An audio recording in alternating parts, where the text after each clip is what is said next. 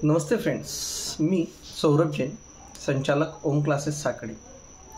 आज आपण एक चित्रकार, नाटककार, कादंबरीकार, बंगाली कवी, संगीतकार आणि समाजसुधारक माननीय श्री रवींद्रनाथ टागोर यांच्या जयंतीनिमित्त बोलणार आहोत। 7 मे 1861 रोजी त्यांचा जन्म झाला आहे।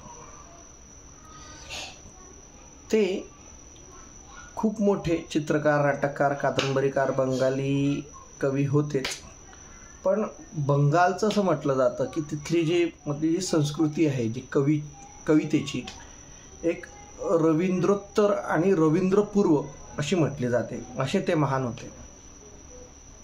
आणि सर्वात महत्त्वाचं, जनगण मन अधिनायक, पुढचं नाही बोलू शकणार, नाही तर उभं राहावं लागणार ना। तर जनगण मन हे लिहून आणि बोलणारे ते म्हणजे कोण, तर रवींद्रनाथ टागोर। त्यांनी बंगालचं राज्यगीतसुद्धा लिहिलं आहे आणि श्रीलंकेचं जे राष्ट्रगीत आहे त्यात पण त्यांचा थोडासा रेफरन्स आहे असं म्हटलं जातं। त्यानंतर 14 नोव्हेंबर 1913 बद्दल बोलूया। त्यांचा जन्म मी आधीच सांगितलं तुम्हाला 1861 रोजी झाला आहे।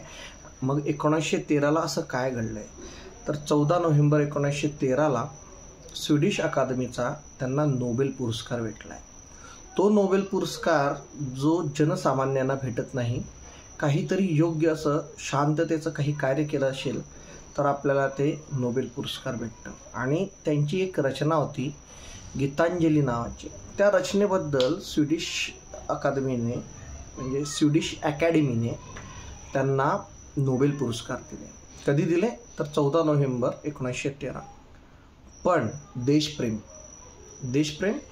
1919चा तो दिवस आणि एक खूप विचित्र अशी घटना घडली, ती म्हणजे जलियांवाला बाग हत्याकांड। जलियांवाला बाग हत्याकांड झाल्यानंतर तो पुरस्कार त्यांनी परत केला आहे। हो, जो पुरस्कार कुणाला लवकर भेटत नाही तो पुरस्कार त्यांनी परत केला आहे।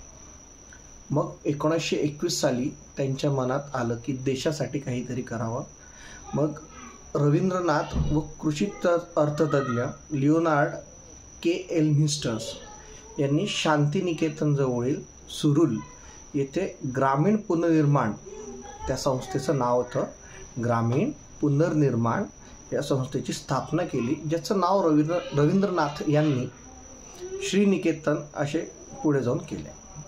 खरं त्यांचं एक माध्यम असं होतं की महात्मा गांधींसोबत थोडीफार त्यांचे काही वैचारिक मतभेद असतील, त्यामुळेही त्यांनी ते उभारणी केली होती व देशासाठी काहीतरी करावं म्हणून त्यांनी त्या संस्थेची स्थापना केली। त्याच्यात लोकांनी भरपूर पैसाही दिलाय आणि लोकांनी त्यांना मदतही केली आणि त्यांचे ते प्रयत्न बऱ्यापैकी त्यांच्या मानाने सफलही होते, कारण बंगालमध्ये रवींद्रनाथ टागोर यांना कोण ओळखत नाही।